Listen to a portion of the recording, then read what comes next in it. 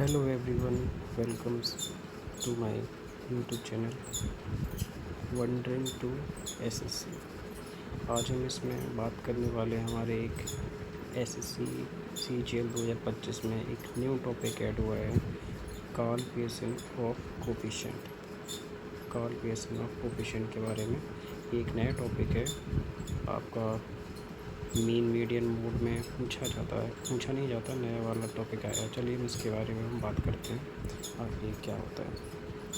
तो इस बता रहा है skewness is a statistical measures that describe the degree of asymmetric of distribution around its means. आपका आखिर जो हमें डाटा दिया जाता है स्टैटिकल डाटा, उसमें सिमेट्रिक आपका डिस्ट्रीब्यूशन मीन्स के अराउंड में कैसा है उसके बारे में हम इसमें बात करते हैं। एक परफेक्टली सिमेट्रिक आपका डिस्ट्रीब्यूशन जो होता है वो आपका ज़ीरो स्क्यूनेस होना चाहिए उसमें। और हम इसमें आगे बात करते हैं फॉर्मूले में। ये आपका इंपीरियल फार्मूला होता है, ये आपका जो गिवन है इंपीरियल फार्मूला, ये इसमें यूज़ होता है। इसका फार्मूला ये आपका पाया जाता है स्क्यूनेस के बराबर होता है मीन माइनस मोड अपॉन में स्टैंडर्ड डेविएशन।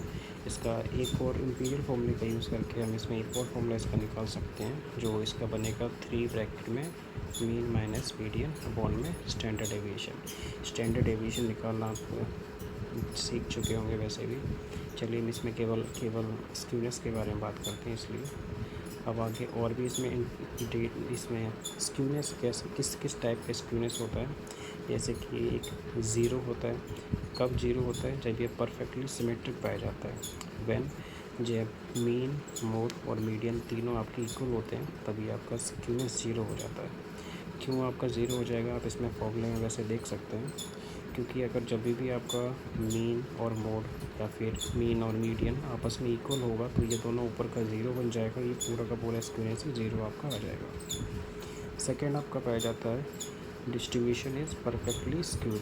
जैसे कि जब मीन आपका बड़ा हो मीडियन से, फिर आपका मीन से बड़ा, फिर मीडियन, फिर आपका मोड कुछ इस तरीके से आपका होता है, तो आपका स्क्यूनेस आपका पॉजिटिवली स्क्यूड होता है। एंड थर्ड आपका पाया जाता है जब डिस्ट्रीब्यूशन इज़ नेगेटिवली स्क्यूड। जब आपका मोड सबसे बड़ा होता है, फिर मीडियन, फिर आपका मीन से बड़ा मोड हो जाता है, तो ये आपका नेगेटिव आपका स्क्यूड हो जाएगा। ऑब्वियसली जब आप फॉर्मूला इसमें देखेंगे कि मीन माइनस मोड दे रखा है, और जब आपका मोड बड़ा हो जाएगा और ये नेगेटिव नहीं, फिर आपका पूरा आ जाएगा। चलिए इसमें एक और फॉर्मूला आप इसमें देख सकते हैं, coefficient of variation standard deviation upon में मीन।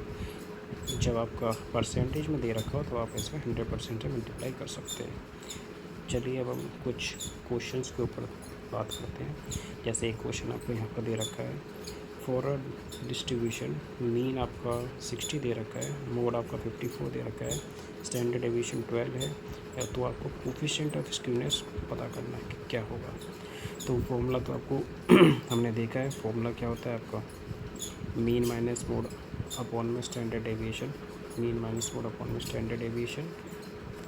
इसके बारे में तो हम इसे फॉर्मूला ये यूज़ होगा आपका मीन माइनस में मोड, फिर 60 माइनस 54 अपॉन में 12, 6 अपॉन में 12, और ये आपका कितना आ जाएगा स्क्यूनेस 0.5।